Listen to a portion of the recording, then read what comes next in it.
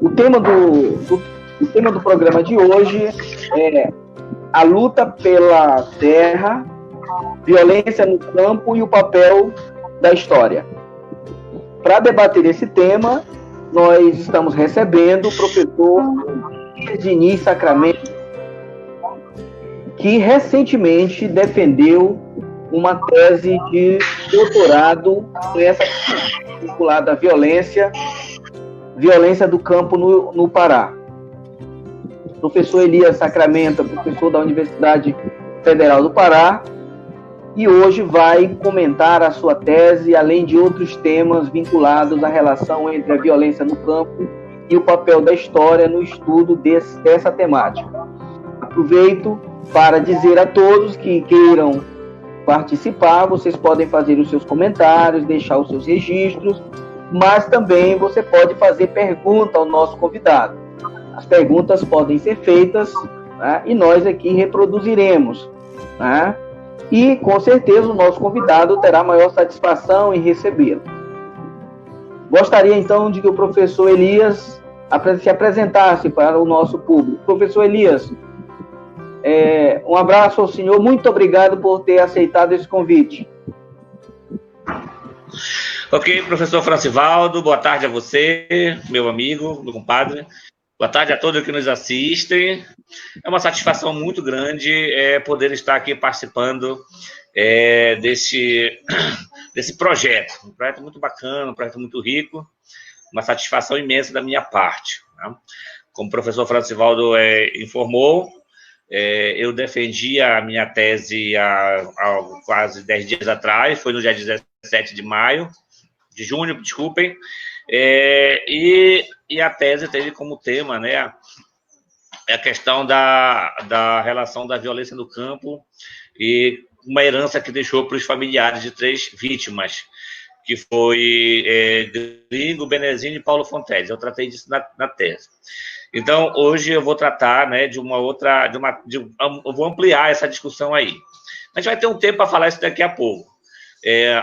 Nesses pouquíssimos minutinhos iniciais, né, eu quero me apresentar. Eu sou Elias Diniz Sacramento, sou professor da Universidade Federal do Pará, do campus de Cametá. Sou mojoense, né, moro em Belém e, como disse, trabalho em Cametá. E os meus temas, né, desde a graduação, quando eu iniciei a graduação, meus temas passaram, então, a serem voltados para a questão do campo, da questão dessa violência. Né? Eu passei a fazer da minha vida um laboratório sobre esse tipo de pesquisa. Né? Eu que, por exemplo, tive o meu pai, né, que foi assassinado na luta pela terra, nunca houve uma investigação tão profunda, então, para nós da família, isso ficou o dito pelo não dito, né? A sua morte. Meu pai era ativista, era do Sindicato dos Trabalhadores Rurais, era da CUT, era da FETAG, era de vários movimentos, e inicialmente, então, eu decidi fazer da minha vida, então, uma vida de pesquisador nesse sentido. Hoje a gente tem, digamos, um campo mais amplo, um campo mais aberto, no sentido de tentar dar conta de outras pesquisas também, né? Então, há uma vasta leitura sobre isso daí. Então, como eu disse, eu sou essa pessoa aí, né? Com doutorado finalizado recente. Francivaldo. Muito obrigado, professor Elias. Você vai ter a oportunidade da gente conversar mais sobre a sua tese. Eu só gostaria de solicitar às pessoas que estão acompanhando, que queiram compartilhar a live, por favor, compartilhe, para que a gente possa chegar a um bom número de pessoas que estejam assistindo ao nosso programa. Aproveito também para destacar, eu acho que a sua tese, e a gente ouviu muito isso, quem acompanhou e teve a possibilidade de acompanhar a defesa da tese, percebeu que a sua tese ela tem 2 características importantes. Ela é um trabalho acadêmico bastante significativo, consistente pelo volume documental, pelo volume de materiais que você trabalha, pelo coletivo de pessoas com que você aborda, os seus sujeitos. Fora o tema, que é extremamente importante para os dias de hoje, né, onde a gente vê a questão da violência do campo com algo muito presente para a região amazônica e para o estado do Pará, principalmente, né? Se nós pegarmos os dados, né, da CPT, né, da Comissão Pastoral da Terra, nós vamos observar que grande parte dos assassinatos rurais eles ocorrem na região amazônica, mas mais especificamente no estado do Pará. Então, ele é um tipo de crime localizado, né? E o seu trabalho aponta muito nesse sentido. Mas eu acho que mais do que e o que se comentou na defesa, ficou muito claro isso, quer dizer, mais do que um trabalho acadêmico, o seu trabalho ele tem uma função social muito importante, né? Porque ele reconhece a luta de um conjunto de trabalhadores que se forjaram nessa luta social, né? Que são as chamadas lideranças camponesas, né? E que foram vitimadas, né? Por esse aspecto violento que tem tomado a luta pela terra na Amazônia. Então, mais do que um trabalho acadêmico, é também um trabalho de respeito e valorização da luta dessas pessoas. E tem um outro elemento a se agregar, que é justamente a questão da família. É um trabalho que envolve as famílias, né? Envolve os filhos que herdaram, digamos assim, esse clamor, herdaram essa luta, muitos herdaram essa luta, né?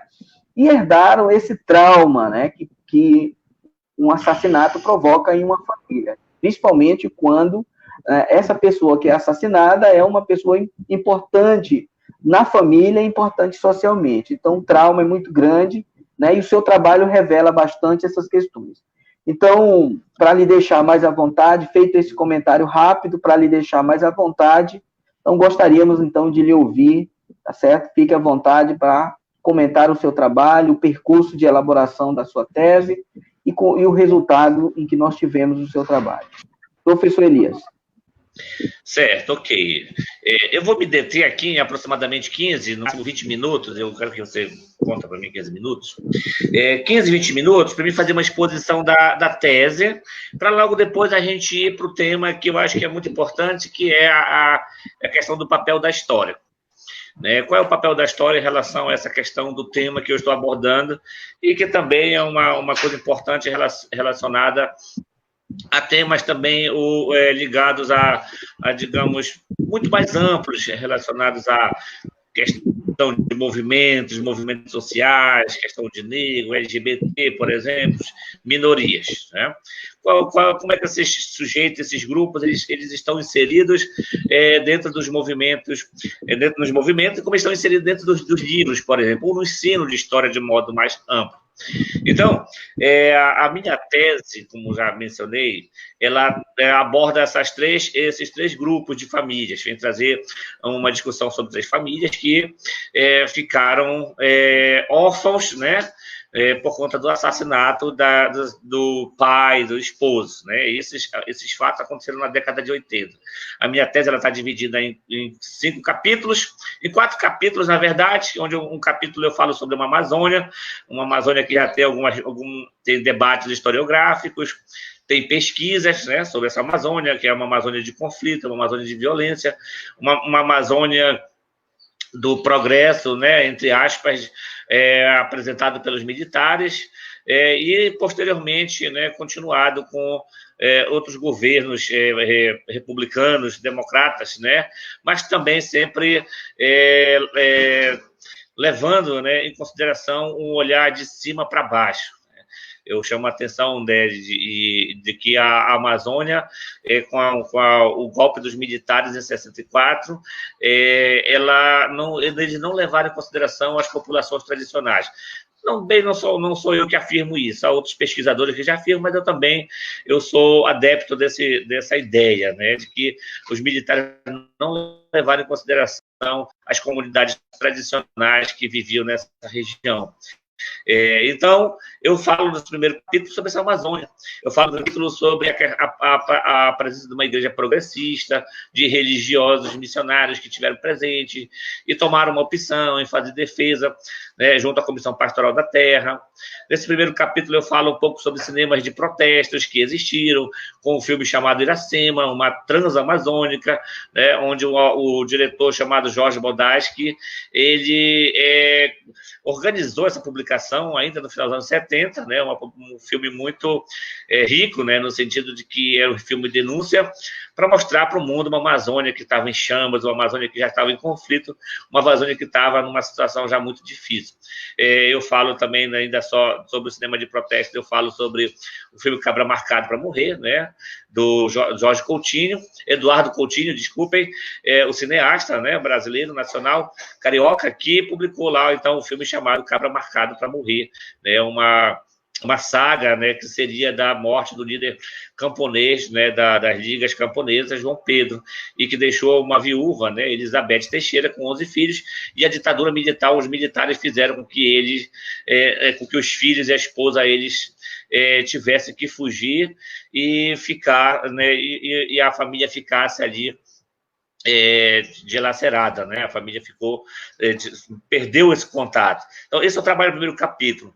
No segundo capítulo, eu trabalho, então, já começo a trabalhar com os casos, né? Então, o primeiro caso é o caso do Gringo, que é uma liderança camponesa, né, de trabalhadores rurais dessa região sul do Pará, ali, sudeste do Pará, considerado sudeste do Pará. O sul do Pará e assim tem essa divisão por conta dos seus territórios, né, muito grande.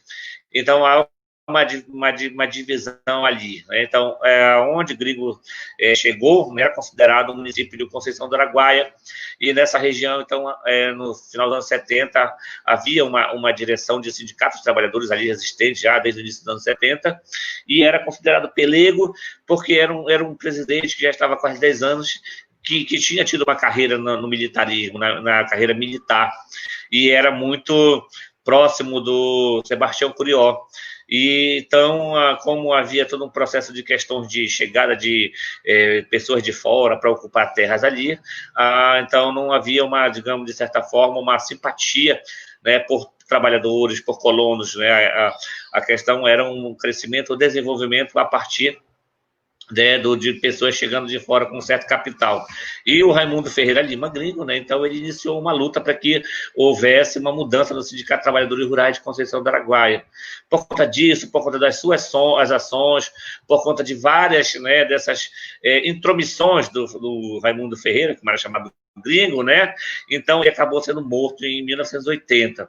Então foi um crime muito bárbaro, que foi morto a tiro, né? E ele deixou então a sua esposa, Dona Maria Euneide, né? E 6 filhos, né?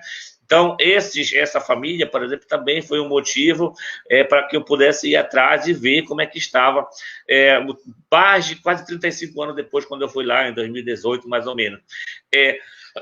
A ideia, então, era saber como é que haviam reagido após a morte, como é que era o sentimento, dor, as angústias e tudo mais. Então, para isso eu tive que ir lá em São Geraldo, porque depois dos anos 80, né, em 88, começou um processo de emancipação de vários municípios ali. Então, o que antes era tudo Conceição do Araguaia, Xinguara, Rio Maria, São Geraldo do Araguaia, vários desses municípios passaram a ter sua emancipação. E Dona Neide, então, ficou em São Geraldo do Araguaia, com os filhos, e depois os filhos foram. Então, a minha busca lá foi ver o que aconteceu. Então, os acontecimentos posteriores estão na tese, que nós estamos, digamos, corrigindo para que logo, logo a gente possa apresentar ela para todo mundo ler, e aí ver exatamente o que aconteceu com o Silvio, que era o filho mais velho, o Raimundo Júnior, né, o Helder, o Alex, Nedma, né, o Malizan. O que aconteceu com esses filhos? Está na tese, né? Mas digo de antemão para todos que estão assistindo aqui, eles estudaram, né? Eles buscaram uma formação, eles fizeram da história do pai, também história de vida. A maior parte deles, né, são ativistas, participam de movimentos sociais, são progressistas, né? Então, essa é uma parte que é importante, interessante, mas não só nesse sentido de mostrar essa beleza, há outra dor por trás. O terceiro capítulo, então, é a história de Benezinho, porque eu trabalhei numa linha cronológica de que o Gringo foi assassinado em 80, o Benezinho em 84, e, por último, Paulo Fonteles. Então, no terceiro capítulo, eu trago o Benezinho, né, que era um sindicalista de Tom Meaçu, que havia ganhado as eleições. Então, ele é diferente do Gringo. Ele ganhou as eleições, o Benezinho. O Gringo ia concorrer, não concorreu. Benezinho não, concorreu às eleições, né, em 82, ganhou as eleições, e quando foi em 84, ele estava numa luta muito forte contra um projeto de um fazendeiro deixa eu ver de onde era, do céu, Capixaba era, não era Daniela. Espírito Santo. A luta do Benezzini foi contra o fazendeiro de uma cidade, que era de uma cidade chamada de Colatina. E aí havia uma área de terra já no município de Acará, e o Acrino Breda, então, tentou se apossar dessa terra, e aí travou uma luta com 70 pulseiros ali. As terras lá não pertenciam a Tomé Açu, mas o sindicato Tomé Açu não deu conta do caso, e passou de Acará, não deu conta, e passou para Tomé Açu. E o Benezzini, então, se envolveu na luta, tomou a frente, e a justiça deu ganho de causa para as 70 famílias, e a fazenda Colatina, então, deixou de ser propriedade, que nem era, do fazendeiro Acrino, e o fazendeiro, então, jurou de morte o Benezzini, né? E isso foi consumado no dia 4 de julho de 1984, né? Quase 35 anos depois, ou 36 anos depois. Então, essa foi, digamos assim, a forma como o Benedito Alves Bandeira, o Benezzini, foi assassinado enquanto liderança sindical por defender pulseiros, né, dessa região ali, também chamada do Nordeste Paraense. O que é muito interessante nessa história toda é porque os pistoleiros do Benezzini foram presos, foram levados para Tomé Açu, e a população que estava, né, na cidade, lá nesse dia à tarde, à noite, quando os pistoleiros chegaram, eles foram tomados um a um das mãos dos policiais e foram chacinados. Houve uma chacina por conta da comoção da população. Então, um foi morto ainda no dia da morte do Benezzini, à tarde e à noite já, e os dois foram mortos na sequência. E o Benezzini, então, deixou 7 filhos. Esses 7 filhos do Benezzini, né, a Beth, né, Maria de Elizabeth, Maria de Fátima, Giovanni, Maria Leidiane, Maria Benedita, e mais uns 2 agora que eu não estou lembrado o nome. Então, eles ficaram órfãos do pai também, né? Então, essa também é uma outra questão da necessidade de ir em busca desses filhos. Também, como disse, né? E fui também em busca do irmão dele, que assumiu uma luta, da sua irmã, Maria Elvira. Conversei com a dona Maria de Fátima, a viúva, e então eles me mostraram, através do depoimento também, né, de certa forma, um drama, um lamento, uma tristeza muito grande que está, obviamente, na tese. Por último, o último capítulo, praticamente, é o do Paulo Fonteles, que sempre menciono, que é a história para dar muitas teses, muitas dissertações, muitos materiais, muitos livros, porque Paulo Fonteles tem uma história que ela é muito difícil de ser resumida, porque ele foi um ativista e forjou-se na história de defesa de um progressista desde os anos 60, final dos anos 60.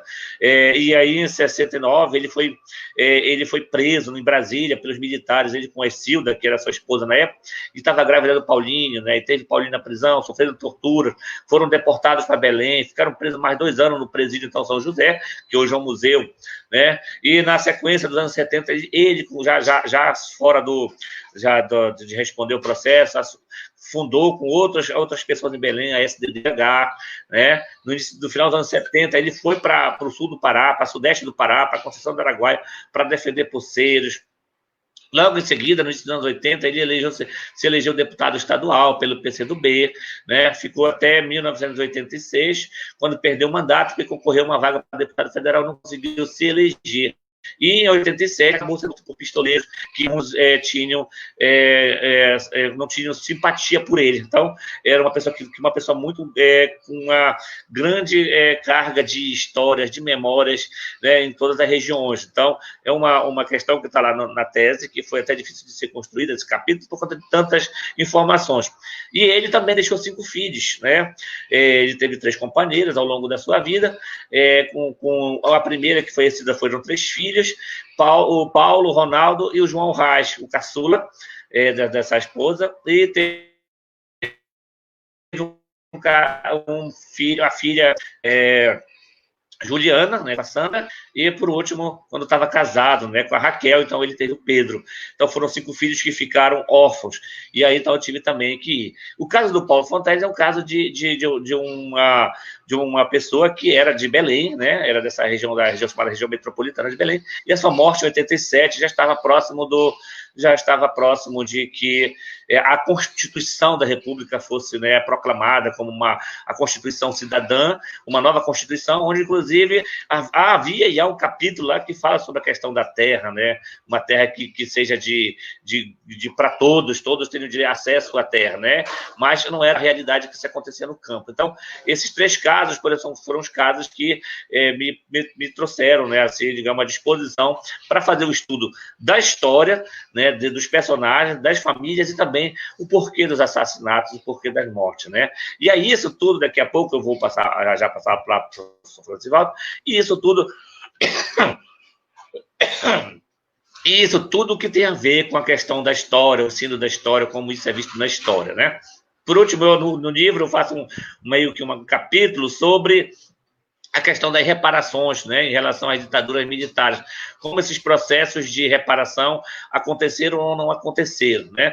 Por exemplo, a família do Paulo Fonteles teve reparação, a família do Benedito Bandeira não teve reparação do Estado, enquanto as mortes sendo de responsabilidades, né, do Estado, uma vez que essas pessoas então lutaram ou tinham uma luta em defesa daqueles que o Estado não conseguia alcançar. Então, nesse primeiro momento, uma bem breve resumo é isso que eu teria para falar da tese, né, no sentido de que não quero falar da tese hoje, mas eu quero falar em relação à história. Francivaldo, passo para você. Olha Sim. Só, eu estava falando ainda agora há pouco que a forma como você organizou a sua tese, ao mesmo tempo que ela permite que a gente entenda o protagonismo dos seus agentes, né, e toda a violência em que essas pessoas sofreram, né, também permite nós compreendermos a repercussão, quer dizer, as consequências disso no ambiente familiar e na própria trajetória de vida dos filhos, né? Então, eu acho que, e eu estava dizendo que é um trabalho importante por essa perspectiva. Eu gostaria de, Elias, eu gostaria que tu me falasse um pouco mais, inclusive para as pessoas que estão nos acompanhando, né? A gente observa que teu trabalho é marcado por uma diversidade documental, quer dizer, você faz pesquisas muito em vários acervos documental.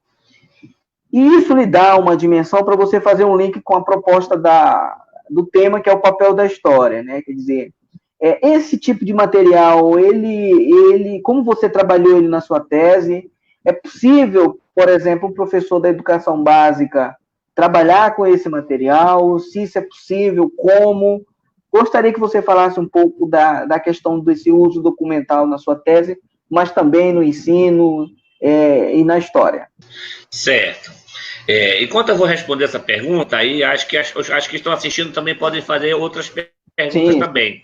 Podem mandar mais perguntas. Acho que esse é o papel aqui desse diálogo, né, dessa conversa. Então, acho que sim, acho que é necessário, né? É muito importante que se traga esse tema, essa abordagem para a sala de aula.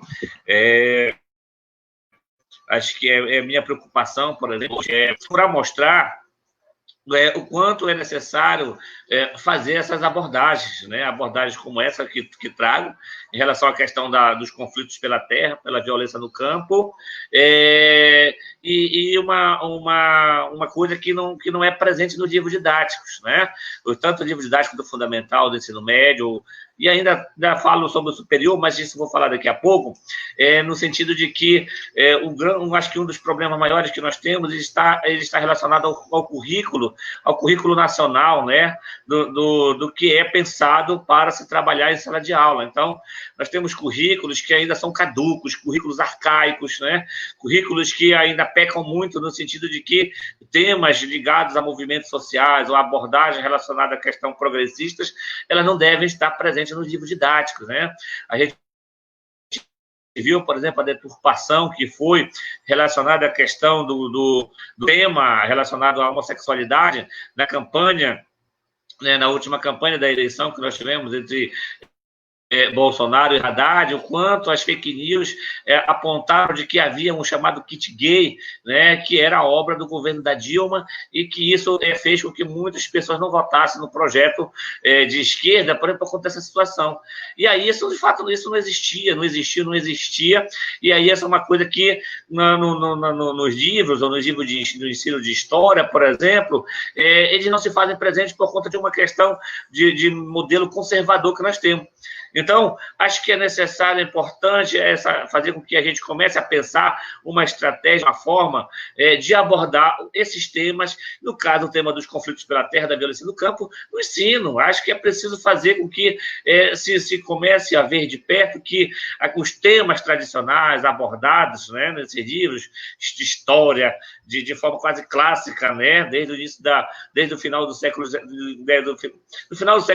e do século XX, quando o ensino de história começa a ser pensado, ser trabalhado, né, na Europa e passa para o Brasil aqui, a ideia de pensar uma história de grandes nomes, daqueles que construíram a história, de que foram os grandes vencedores, é o que foi colocado lá. E ainda a gente se vê muito essa repetição desses nomes. Isso é um absurdo, isso nos dias atuais, né? Ainda olhar para certos monumentos, para certos logradouros, né? E ver lá essa construção ainda sendo perpassada. Aí quem foi avô, quem é pai, quem é filho, vai vendo isso daí. E aí os sujeitos, como Paulo Fonteles, como Grimo, como Benezinho, né? Como Margarida, como Dorothy, isso quase não é vista, isso quase não é lembrado. Então, é uma tese que a gente traz com essa perspectiva. Não é uma perspectiva de dizer que é a tese mais bonita do mundo, mas é uma tese que é para provocar, então, exatamente essas questões. Não é uma tese que deve ficar também num gabinete, que deve ficar ali num arquivo, mas é uma tese que é para ser discutida, para fazer voltar uma luta que existiu muito nos anos 70, nos anos 80 até os anos 90, e depois diminuiu muito esse modelo, né, de que o grito da terra que aconteceu nos anos 90, por exemplo, hoje não consegue reunir mais trabalhadores rurais para vir buscar seus direitos, e esses trabalhadores, essas lideranças, muitas delas assassinadas também nos anos 90, elas foram protagonistas, e cadê essas lideranças? Então, a tese tem essa missão. Então, eu acho que devemos pensar como fazer com que a temática chegue até, né, nas salas de aula, com que ela seja abordada, com que ela seja vista. Né? Quase em toda a Amazônia, mas principalmente em todo o estado do Pará, existe pelo menos um caso, de uma pessoa que foi assassinada por questão de conflito de ser abordado. Evrancivaldo, é com você. Tem uma pergunta do Jonas De Luca, ele é uma pergunta que vai ao encontro que você estava comentando, mas tem um elemento a mais aí que ele questiona. Quer dizer, ele pergunta o seguinte: como tratar as fontes relacionadas às questões de terra no ensino de história, de maneira a tornar o assunto agradável e de fácil compreensão do alunado? Né? Quer dizer, ele chama atenção para uma questão que a gente ouve muito dos alunos quando trata de questões agrárias, né? História rural, isso é muito chato, é muito cansativo, eu não gosto disso e tal. Então, como fugir dessa característica de uma história mais não tão agradável como outros campos historiográficos? É uma pergunta muito pertinente, né? Como é o nome dele? Que pergunta? Jonas, né? Jonas, para o Jonas e para todos, né? De certa forma, né, os currículos pensados, né, de maneira pelos grandes educadores nacionais ou pelos educadores nacionais, por exemplo, esse currículo ele tem os estrategistas, né, tem aquelas pessoas que pensam as estratégias. Então, como eu estava dizendo, se você olhar no livro didático, desde o fundamental, dos primeiros anos até o último ano do ensino fundamental, ou até, vamos dizer, o ensino médio, né, a abordagem sobre a violência no campo, ela é zero praticamente, né? Você vai ver no máximo, você vai ver uma coisinha aqui, outra coisinha ali. E aí isso ainda às vezes muito distorcido do que é a realidade. No máximo, quando você pega um livro, às vezes de ensino médio, ou de ensino fundamental, já de 7º ano, 8º ano, 9º ano, você vai ver uma figura do Chico Mendes, você vai ver uma figura da Dorothy, E o que os autores que trabalharam isso, ou trabalham isso nesses livros, por exemplo, vão dizer que eles eram defensores, ou foram defensores de uma Amazônia a ser preservada, de uma Amazônia que não deveria ser destruída totalmente. Além de tudo isso, essas duas pessoas que estou citando exemplo aqui, junto com tantos os outros, eles foram sempre defensores de uma floresta que pudesse não simplesmente ficar em pé, né, intacta totalmente, mas que ela pudesse ser explorada de forma ordenada, organizada. Mas, acima de tudo, de que as pessoas, colonos, poceiros, camponeses, que cada um deles tem um conceito, eles pudessem permanecer nessas terras. E todas essas pessoas, tanto Chico Mendes quanto Dorothy, ou Paulo Fonteles, Benezini e Gringo, eles foram assassinados porque defenderam, né, um projeto de que essas pessoas pudessem permanecer nas suas terras. E elas, então, foram mortas, obviamente, por pessoas interessadas em ocupar esses espaços. Esse é um problema da questão da ausência do livro didático. Como o livro didático, ele, digamos, de certa forma, trabalha essas questões, que às vezes a gente acha que é um pouco chato, que às vezes é um pouco ruim, no sentido de que aí é colocado, então, pelos autores, pelos organizadores, de que tem sido há muitas décadas, períodos, colocar uma história linear, uma história de que a história do Brasil foi dessa forma, né, de que foram os colonizadores que chegaram, e os nomes já nós sabemos de cabeça, quem foram as pessoas que fizeram marco na história, quem construiu isso, quem construiu aquilo, e essa é uma história que a gente chama de uma história elitizada. Isso, então, é um problema do currículo. É claro que nós precisamos pensar, e isso é uma questão de estratégia, porque um primeiro passo, por exemplo, é trazer os temas, é organizar os temas, apresentar os temas. Nós estamos fazendo isso com esse tema sobre a violência do campo, quando a gente traz uma tese e traz as 3 famílias, e traz os assassinados. Agora, a outra questão também é a gente pensar como é que a gente pode quebrar essas barreiras, né, do currículo, né, de que é um currículo pensado de cima para baixo, e que pensado de cima para baixo ele não ouve os educadores. Então, você, Jonas, ou quem estiver nos assistindo, que tem informação, se trabalha ou não trabalha, como é que nossas ideias vão entrar no livro didático? É muito difícil, porque, como estou dizendo, passa por um crivo que vem lá de cima.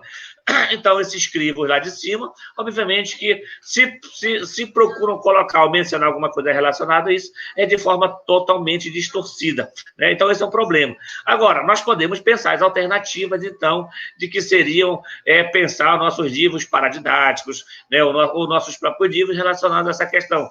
Quando eu falo a questão da violência do campo, essa questão dos conflitos, isso é um tema que pode ser abordado relacionado a muitos outros que fazem parte da nossa realidade, como a questão dos índios, por exemplo, né? Como a questão quilombola, por exemplo, como a questão ribeirinha, né? Tantas outras questões que precisam ser tratadas. Você imagina, Jonas, Francivaldo, todo mundo que está assistindo, né? Você imagina o menino que estuda lá, né, na redondeza de qualquer rio dessa Amazônia, desse Pará aqui, vai para a escola no início do ano, quando ele chega na escola que ele pega o livro, quais são os temas que ele vai se deparar, que estão dentro do livro dele lá? Não vai ter nenhum ligado à região do que ele faz parte. E ele faz parte de que mundo? De um outro mundo? Não, ele faz parte desse mundo que nós vivemos aqui.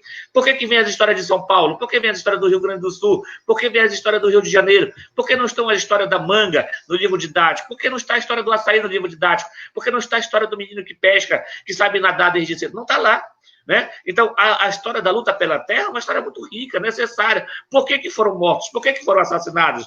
Né? Não é porque se tornaram comunistas, não é porque se tornaram ativistas de um dia para outro, é porque sentiram a necessidade de tomar sentido da luta e fazer alguma coisa. Então, não estou estudando Paulo Fonteles, Gringo, Benezini, para dizer assim, eles foram importantes porque precisam ter essa visibilidade maior. Né? Precisam ganhar um espaço que seja de debate, para dizer, a história também está nas nossas localidades, a história também está na nossa região, a história também está no Pará, e o Pará não aparece nos livros didáticos do MEC, não aparece nos livros didáticos pensados, né, pelo Programa Nacional dos Livros Didáticos ali do PNLD, não estão lá. Então, que Amazônia é essa? Que mundo é esse que nós vivemos, que nós só temos que conhecer a história aqui de fora, né? No máximo, às vezes, você vê uma luta de cabanagem muito rápida no ensino médio. Então, é possível, sim, a gente pensar a estratégia de ver como colocar, né, um livro com essas características que você está pensando também aí, né, no PowerPoint, com uma tabela diferenciada. Podemos pensar, inclusive, fazer histórias em quadrinhos sobre isso daí, né? A história em quadrinho, por exemplo, do Quintino, que era chamado de gatilheiro, né? Foi morto, né? Travou grandes combates nessa região nordeste paraense, próximo de Viseu, Santa Luzia, né? Capitão Poço, Irituia, Garrafão do Norte, Nova Esperança do Piriá. É uma lenda, mas jamais vai aparecer no livro didático, porque não é do interesse, né, que o currículo aborde esse tema lá, tá? Então, isso aí por enquanto, Francivaldo. Acho que é um pouco por aí mesmo. É a ideia da gente regionalizar um pouco mais o currículo de história, né? O nosso currículo, de fato, ele está muito europeizado, ou quando não, muito sul e sudeste, né? Quando mais sudeste. Eu acho que a sua proposta é torná-lo mais regionalizado, abordar mais os fenômenos regionais, amazônicos, paraenses, né? Isso é muito importante até para que o aluno ele possa também ter uma maior identificação, não é, com a própria história, né? Quando ele vai ver pessoas muito próximas à sua realidade atuando, né? E atuando de forma protagonista, né? Atuando de forma a tentar mudar a história de vida da sua família, das pessoas que o cercam, tentando mudar a sociedade, né? Então, ele se enxergando como protagonista de tudo isso, acho que é muito importante. Eu estou com uma outra pergunta do professor Neto Padovani. Ele diz o seguinte: a tese ela abordou a atuação da Pastoral da Terra. Como o professor avalia a participação desse setor da Igreja Católica no tempo presente? Uma pergunta muito interessante, muito rica, né, necessária.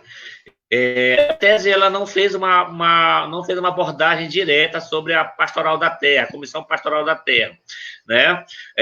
Sobre a Comissão Pastoral da Terra, por exemplo, o professor Fábio Pessoa, então ele escreveu também uma tese, né? Tem uma tese sobre o tema, acho que ainda não está disponível, e eu estou muito curioso, inclusive, para fazer a leitura dela, mas essa digamos assim, abordagem maior está com o professor Fábio.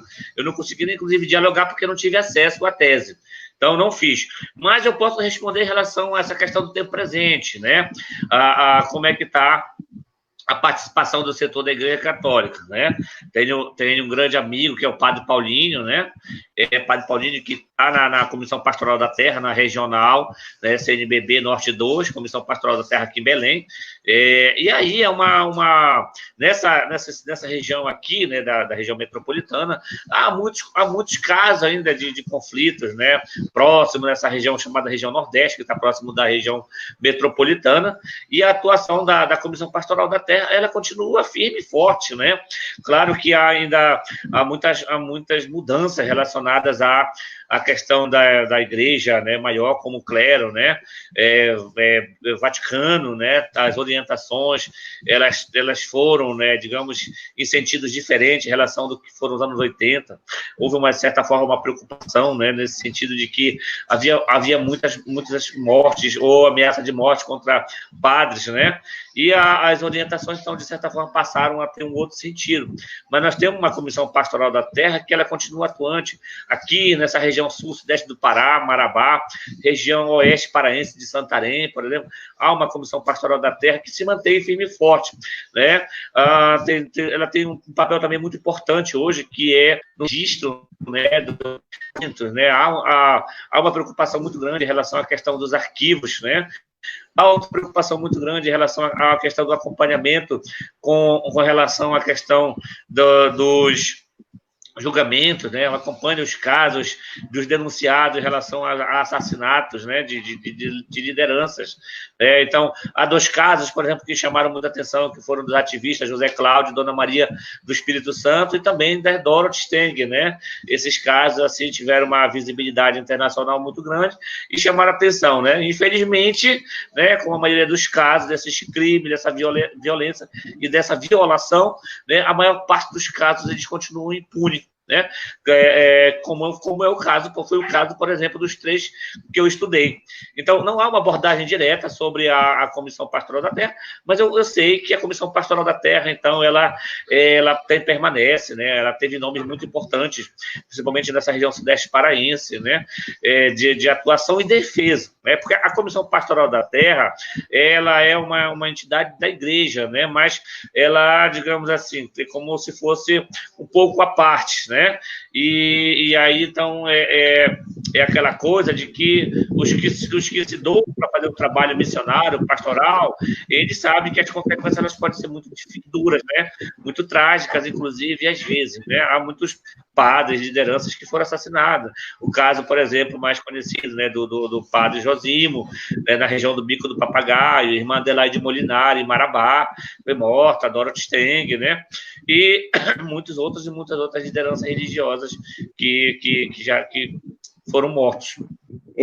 Eu gostaria, Elias, que tu comentasse um pouco mais sobre essa relação entre a história e a memória do ponto de vista dos protagonismos dos agentes sociais rurais, né? Nós temos hoje na história uma necessidade cada vez maior de termos heróis vinculados à classe, a grupos trabalhadores, né, a pequenos proprietários ou a pulseiros, mas que tiveram uma luta muito grande, um protagonismo muito grande. Hoje nós temos uma carência disso, né? A nossa história ainda é muito elitizada quando fala das questões rurais. Então, pouco espaço se dá, de fato, para os trabalhadores, né? Eu pergunto, do ponto de vista dessas 3 lideranças que você trabalha, o Benezinho, o Gringo e o Paulo Fonteles, né, na sua pesquisa, o que você observou do ponto de vista do marco de memória? O que ficou de memória do ponto de vista da preservação de de algo que lembre a trajetória dessas 3 pessoas, ou desses 3 líderes de trabalhadores? Certo. Uma excelente instigação, né? Um bom questionamento.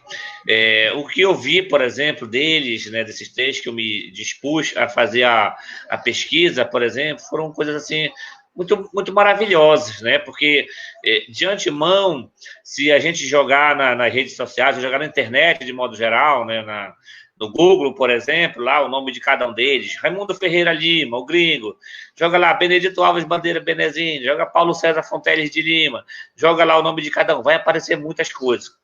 Há um histórico, por exemplo, de cada um deles que vem desde os anos 80. Né? Há um histórico, por exemplo, de que todos foram vigiados pela ditadura militar. Todos os 3, então, tiveram, né, seus olhares ali, seus passos, né, acompanhados pelo regime militar. E eu estou falando isso porque eu trabalho com os documentos do SNI, né, que fazia descrições sobre cada uma dessas figuras, já no final do período da ditadura, já no processo de redemocratização, mas eles eram acompanhados, né? Então, como eram acompanhados, eles estavam numa parte chamada de documentos secretos do Exército, secretos dos militares. Então, há uma história deles que vem desde esse processo, desse período dos anos 70, 80, e após sua morte, então, há uma série então, de informações, de vários atos, de várias memórias que foram feitas sobre eles, né? Livros, TCCs, né?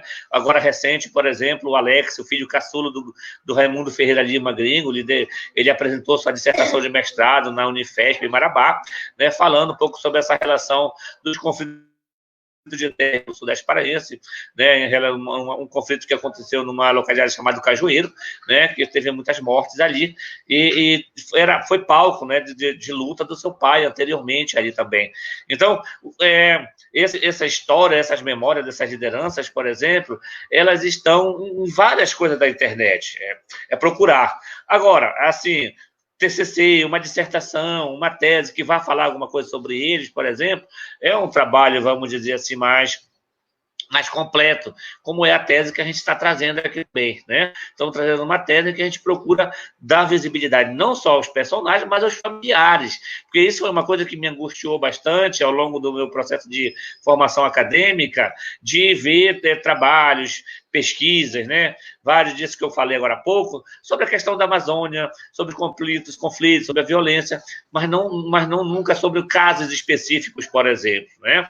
Por exemplo, uma colega minha que defendeu o mestrado em 2007, falou sobre o conflito na Vila Raias, ali em Jacundá, né? O colega Fábio Pessoa, por exemplo, fez uma dissertação de mestrado sobre a luta pela terra do sul do Pará, fez a tese de doutorado dele sobre a CPT, mas não ninguém trouxe ou trazia até então esses elementos, né, de análises que seriam os familiares. E eu acho que os familiares eles são muito importantes porque eles vêm com essa memória, né, desde o momento do seu nascimento, né, ou aqueles que conheceram um pouco os pais, e que não conheceram o pai em vida, praticamente só foram ouvindo falar do pai. Mas eles têm uma história muito rica, uma história muito interessante, uma história muito importante, né? E aí, então, isso daí, de certa forma, precisava ser apresentado. E foi o que eu fiz. E ao fazer isso, por exemplo, me deparei, então, e fiquei muito feliz de ver, por exemplo, em São João do Araguaia, os filhos que pude fazer entrevista lá, Nédima, Alex, Helder, né? Os 3 filhos ali, com um orgulho muito grande do pai, do Raimundo Ferreira Lima, né? Filhos com 40 anos, com mais, com 30 e poucos anos, né? Com uma felicidade enorme em pronunciar lá o nome do pai, ou eu fazer a pergunta sobre o pai, né? Os filhos de Grigo, por exemplo, 2 trabalham numa escola que leva o nome do pai. E isso, por exemplo, para eles é motivo de felicidade, não só de serem educadores, mas de trabalhar numa escola, né, que foi ali, de certa forma, batizada. Então, é um elemento novo em que a gente pode perceber que, assim, a memória, né, ela também não é esquecida só por eles, mas pelos alunos que passam, pelos professores que passam, que também, de certa forma, vão conhecendo por que aquela escola tem aquele nome, né? Nome de rua lá em São Geraldo do Araguaia, né?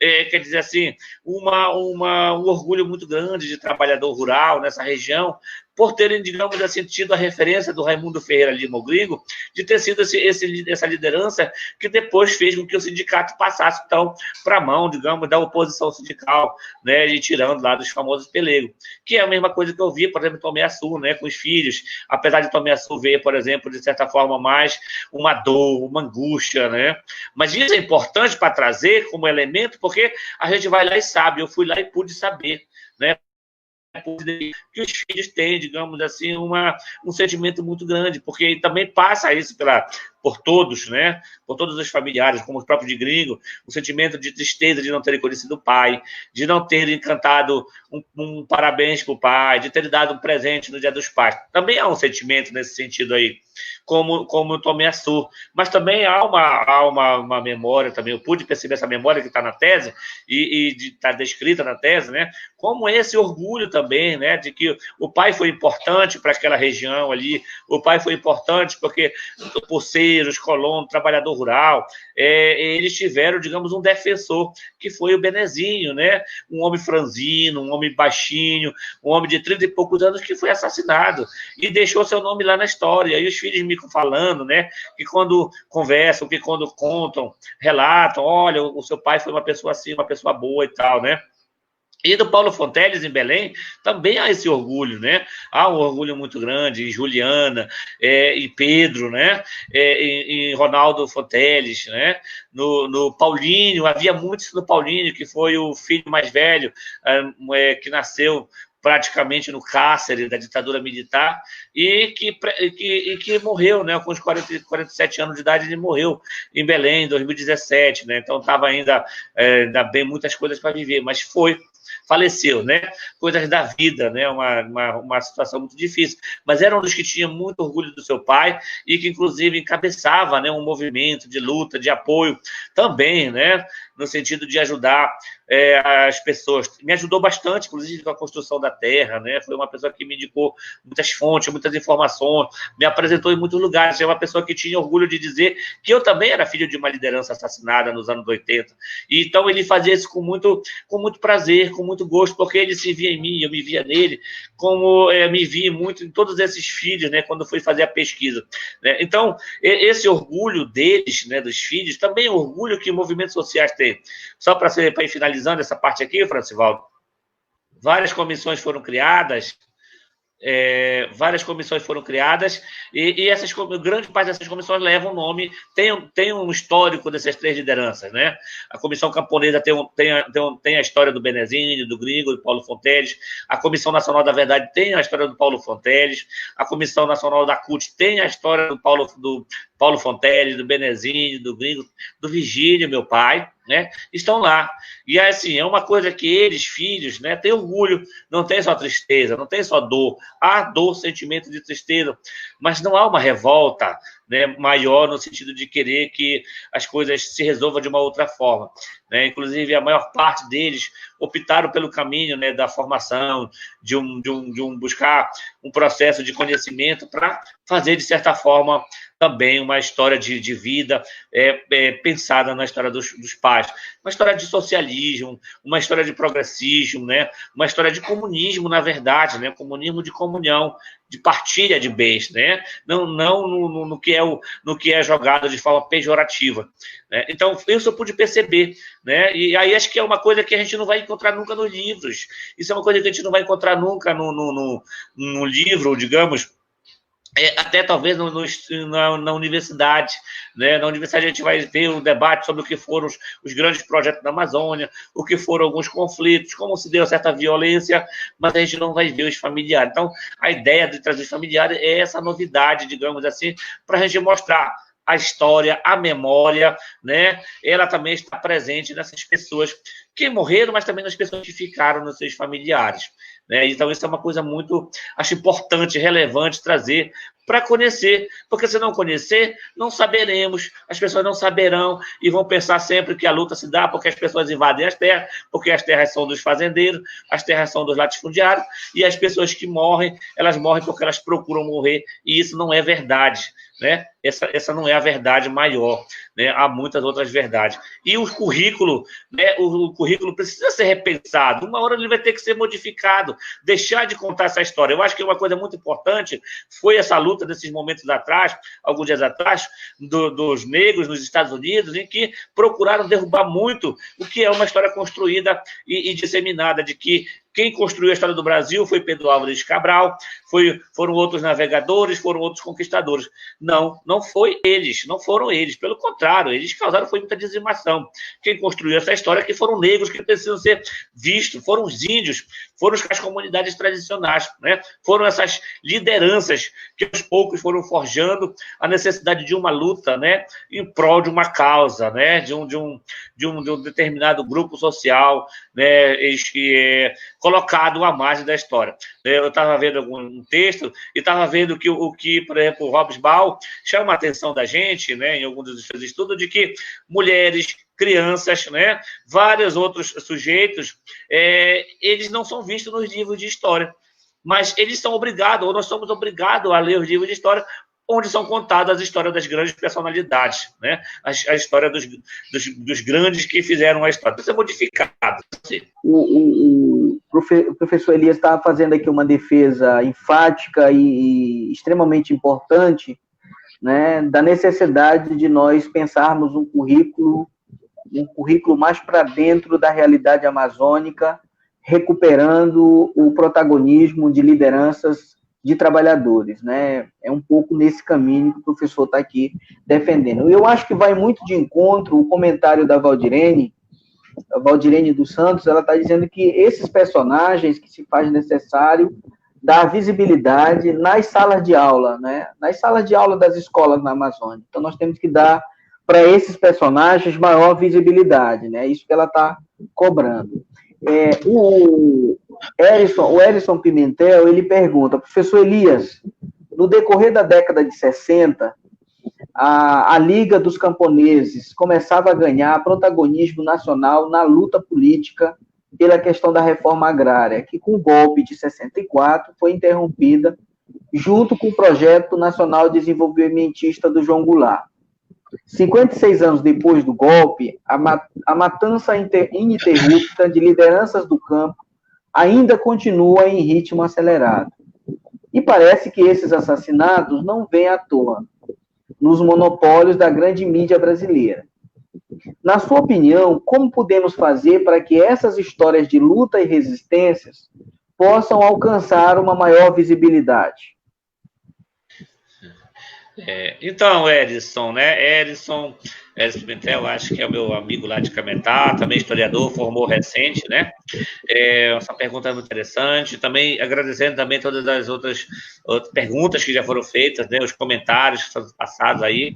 De antemão, muito feliz pela participação aqui, né? Acho que hoje eu posso dizer isso, né? De que há uma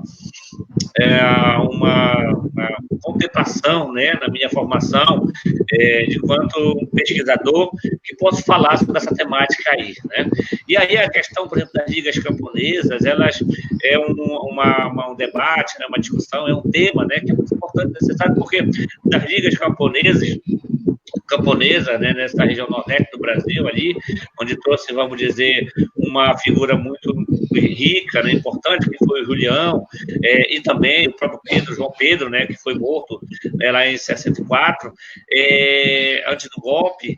Essas pessoas, por exemplo, elas puderam dar, de certa forma, uma visibilidade muito grande do que seria a luta pela busca da reforma agrária. Não é que fosse a luta pela terra, mas a luta pela reforma agrária, né? E havia, desde os anos 40, até antes, talvez, nos anos 40, assim, um movimento muito grande no Brasil todo, que já buscava fazer essa cobrança para que a reforma agrária ela pudesse acontecer, né? Ela pudesse se dar, né? Havia, por exemplo, no Pará, na região de Paragominas, né? Uma liderança que havia participou, né, nos anos 50 do grande congresso, acho que em Minas Gerais, chamado Benedito.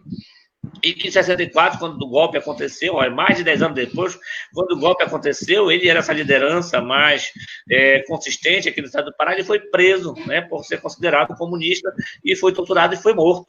Então, o debate sobre a reforma agrária, né, é um debate que não é dos anos 60 ou por conta dos militares, mas é um debate que vem, né, do início do século XX ali, né. Só um breve resumo muito bem prático, né, a questão das terras no Brasil, já dizia o Caio Prado, né? O Caio Prado, no trabalho dele, a reforma agrária no Brasil ela foi ao contrário, ela foi ao avesso, né? Diferente de outros países vizinhos da América do Sul, que foram colonizados pelos espanhóis, o Brasil, a reforma agrária foi uma divisão de poucos lotes de terra, que foram chamados de Sesmarias, né, para poucas pessoas, né?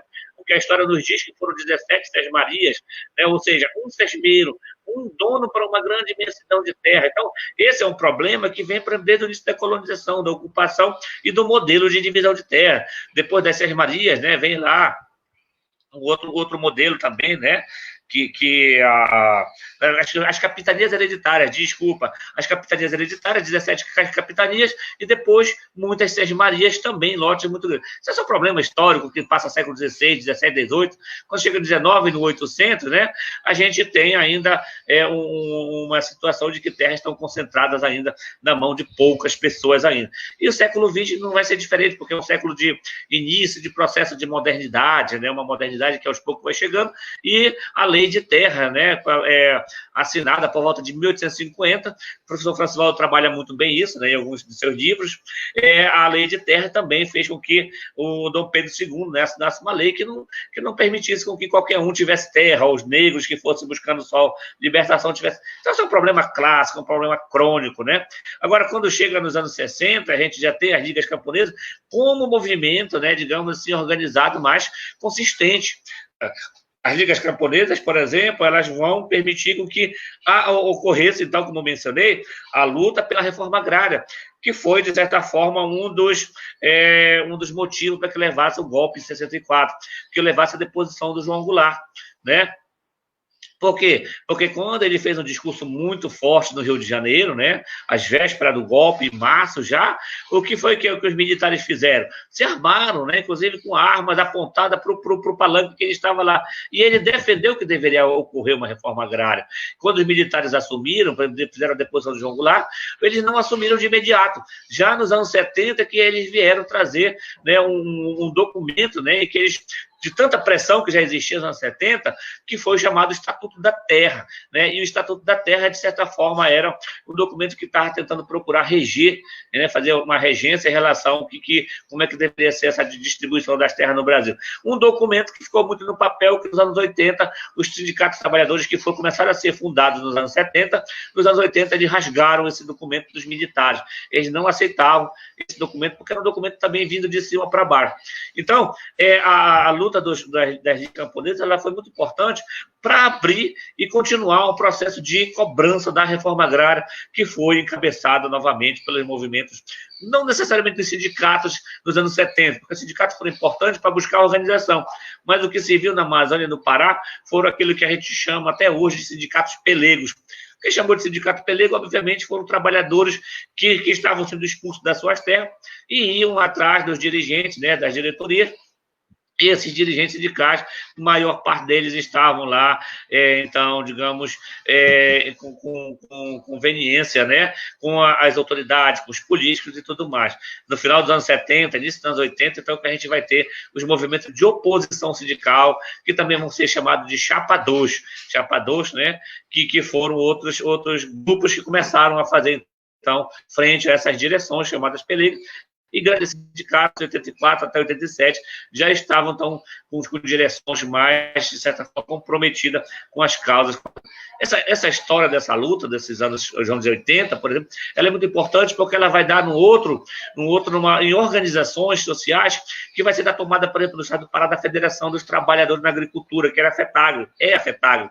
E a FETAGRE, até hoje, digamos, é uma entidade ligada aos sindicatos dos trabalhadores rurais, que os defende, que seja na justiça, que seja em causas ainda de questões de expulsão de terra, né? A FETAGRE é essa entidade. A FETAGRE, por exemplo, organizou na década de 90, olha, 70, 80, 90, nos anos 92, 3, 4, 5, 6, basicamente desses anos, a FETAGRE, então, organizou os gritos da terra, basicamente 94, 95, 96.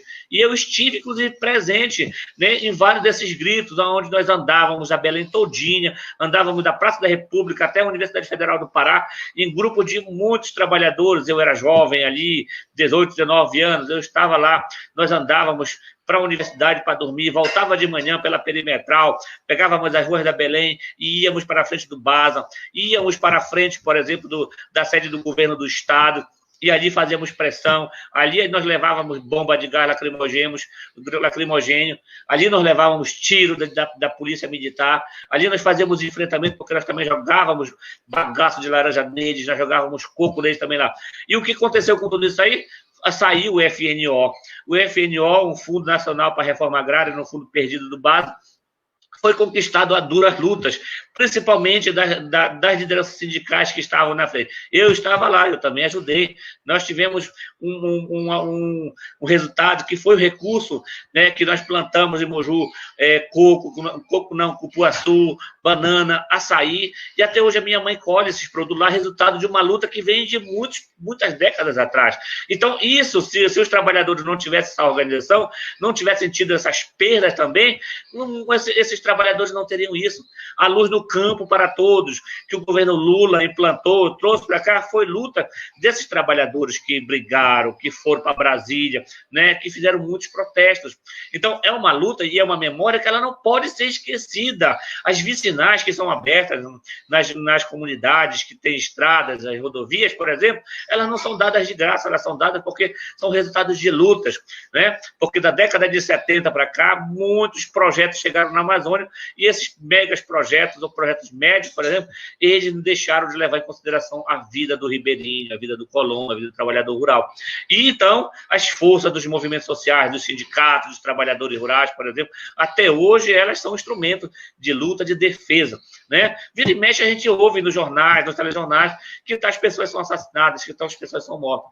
É um duro preço que se paga, né, por um projeto. Agora, esses projetos ou essas lutas, elas precisam também estar sendo discutidas nos livros, precisam ser discutidas na universidade. Precisa, porque são memórias, né, de pessoas que doaram a vida para que outras pudessem ter uma vida mais digna, uma vida melhor, uma vida mais confortável, né? Uma vida em que a gente possa hoje tomar um suco de uma polpa de cupuaçu que vem do trabalhador rural, que a gente possa comer um peixe numa época de feira, de quaresma, de Semana Santa, que vem de um pescador que conseguiu recurso, que foi luta e resultado desses movimentos sociais nos anos 70, 80, 90, e até hoje ainda temos lideranças que continuam firme e forte nessa caminhada. Muita parte dessas lideranças não consegue adentrar os estudos.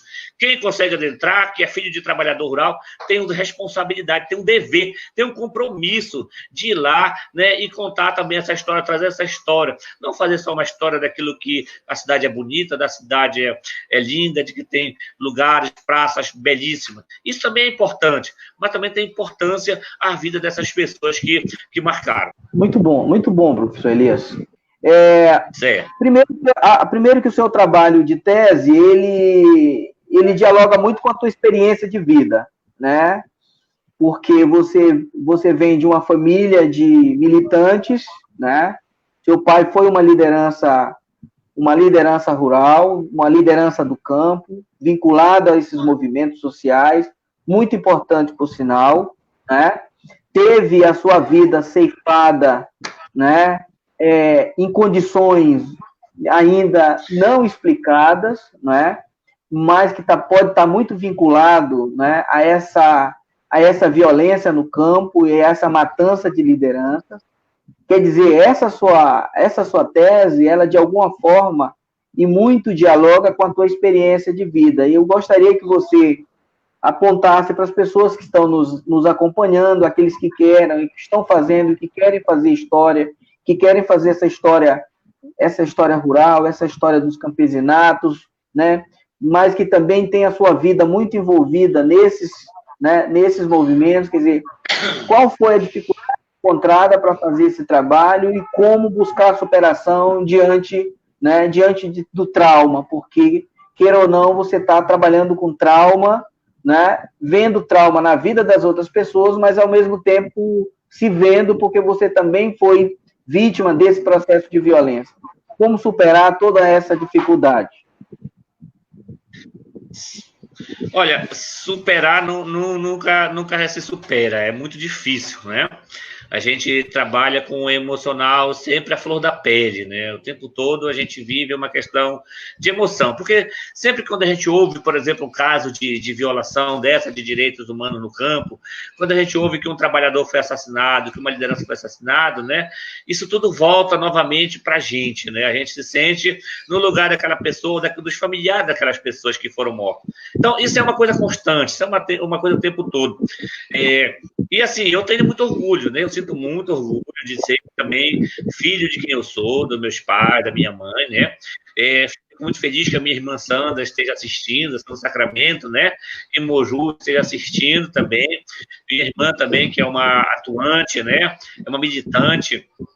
Tem uma história muito rica em Moju, né, pela educação, com comunidades, né, o último ano trabalhou em comunidade muito distante, e aí, quer dizer assim, isso também é um amor muito grande, porque para levar, né, um projeto de vida, de experiência, daquilo que se aprende numa universidade pública, né, precisa ter uma coragem muito grande. Então, isso, de certa forma, também foram ensinamentos que nós ganhamos de nossos pais, né, e como você disse, meu pai foi essa pessoa também, e que também foi assassinado em 87. Nunca foi explicado, mas foi assassinado, porque foi morto, né, por uma pessoa que foi por trás e o atropelou e o matou, né? Mas a gente precisa entender que na vida da gente, a gente tem, vamos dizer, vou usar uma metáfora aqui, que é a seguinte, né? Se você ganha na vida um limão, você tem duas opções, né? Ou você faz dele um suco, toma ele, ou então você pega ele e fica chupando devagar e chorando o tempo todo. E não dá, né? Não tem condições. Por quê? Porque a sociedade, o tempo todo, a gente vai percebendo isso, né? Quando a gente entra numa sala de aula de uma universidade, a gente vê alunos ali, né, que precisam de um apoio, alunos que vêm de comunidade, aluno que vem de ribeirinho, de quilombolas, né? Então, são alunos também que passam por essas, de certa forma, situações, né, de de necessidade, né, de relações conflituosas, de tentativa de expulsão de terra, né, de tentativa de assassinato das lideranças, né. Tem um caso de Moju, por exemplo, de uma liderança que foi assassinada há 2 anos atrás. Então, as coisas não param. Então, a gente também não pode parar, né. Então, assim, para mim é uma experiência que eu tento fazer dela, né, para a minha vida, um pouco disso daí, né. Se for olhar minhas pesquisas, meus trabalhos, eles estão muito voltados para esse campo aí, que é o campo do conhecimento, da pesquisa, voltada para as questões dos conflitos, da violência no campo, né? Não que eu seja vidrado por isso, não que eu seja louco por isso, não é essa a questão. A questão é que se eu não fizer isso, eu não vou de quem é que eu vou ler um trabalho que vai dar o tema, né? Que as pessoas que estão assistindo, por exemplo, vão pensar em ler um trabalho de quem? Então, a minha perspectiva nesse sentido é de que é importante trazer essas histórias, trazer essas memórias, né? Não só para mostrar que houve uma morte, que houve assassinato, que houve choro, que houve lamento, mas porque essas histórias de morte, assassinatos, elas têm um antes, um durante e tem um depois, né? Que é, então, a história de vida, a história social, a história militante, a história comunitária, a história de igrejas, né? Uma história muito, muito rica passada por trás de tudo isso daí, né? Eu tenho conversado, por exemplo, com uma pessoa que está na minha rede social, que é filha de uma pessoa que teve problemas de terra, né? E essa pessoa é totalmente revoltada. Essa pessoa, por exemplo, que teve um caso de luta e foi morto, né?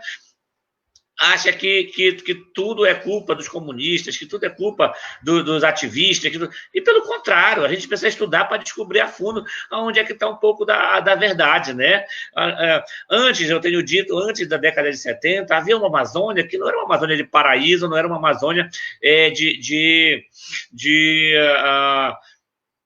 aquela coisa pensada de só mil maravilhas, não era só isso. Mas existia uma Amazônia onde antes dos anos 70, onde os militares chegaram, onde as pessoas, as famílias, elas tinham uma relação mais harmoniosa, mais respeitosa com a natureza, com o meio ambiente, que a falta de que não existia tanto esses conflitos pela terra. Então não tem jeito, é depois que os militares tomam o poder que isso se intensifica de uma forma que é 1000 vezes, né, aquilo que talvez existiu antes. E aí, então, esse, de certa forma, é um problema que a gente passou a conviver. Então, por exemplo, perdi meu pai. Outros jovens perderam seus pais. Para quem? Para o agronegócio, para o latifundiário. E esse agronegócio, esse latifundiário não era da Amazônia, era de fora. Então, isso é preciso ter clareza, isso é preciso ter noção, ter ciência, né? Então, a memória, ela é muito importante para a gente não deixar perder de vista, né, essas pessoas que, sim, elas podem ser chamadas, devem ser chamadas de heróis, são nossos heróis, né? Nossos heróis porque defenderam, morreram defendendo um projeto de vida social digna para todos, né? Nenhuma dessas pessoas, Paulo Fonteles, Gringo Berenzinho, morreram porque queriam que cada trabalhador tivesse um tanto grande de terra, mas que tivesse seu lote pequeno ali, dali pudesse produzir, trabalhar, e dali pudesse tirar seu sustento. Diferente do agronegócio, diferente do latifundiário, que não há o que chegue, não há terra que baixe, né? Cada vez mais querem mais terra para gado, que é um absurdo, né? Em vez de gerar alimento para as pessoas, ficam gerando alimentos para os animais, para essas coisas. Então, isso é um problema, isso é uma situação muito difícil. E aí, quer dizer, então eu sinto muito feliz, né, por ter tido essa vivência, essa experiência, por ser também, me considerar um ativista também, né, por ser, de certa forma, hoje, uma pessoa que procura escrever sobre essa temática, né, que procura dar visibilidade para essas pessoas que elas não estão nos livros de ensino, e vai ser uma luta que a gente vai fazer daqui para frente, né, para que haja essa inclusão, né, desses grupos sociais, né. Eu faço a luta aqui, sou solidário com quem faz a luta sobre os negros, sobre as bolas, sou solidário com quem faz a luta pelos LGBT, né? Sou solidário com quem faz a luta pelas mulheres, para que tenha espaço nos didáticos, no ensino de história de modo geral, né? Sou muito solidário a isso. E sou muito feliz por ser filho do meu pai e da minha mãe, que está em Moju, que deve estar assistindo também. Daqui mando um grande abraço para ela já. E para finalizar, quero dizer para todos, né, do prazer muito grande que foi, de certa forma, estar participando aqui desse debate, estar discutindo aqui um pouco essas experiências, né? E aí a gente continuará fazendo isso, também de forma escrita aqui, mas também presencial quando estiverem acontecendo os movimentos, acima de tudo, contra Bolsonaro, né? Fora Bolsonaro, nós estaremos sempre lá para tirar esse governo que está aí, que é contra todas essas coisas. É isso, Francivaldo, meu abraço para você, meu muito obrigado a todos também. Passo a bola para você, Francivaldo. Ok, Elias, muito obrigado. Eu acho que, primeiro, parabenizar pela palestra. O pessoal está dizendo aqui que foi uma ótima aula, e de fato foi uma ótima aula. Parabéns pelo engajamento político, né? Estão lhe chamando também aqui de um intelectual orgânico, né? De alguém que pensa a região e milita sobre ela. Então, parabéns pela tese. Então é isso, pessoal. Muito obrigado a todos que nos acompanharam, muito obrigado e até a próxima. Valeu.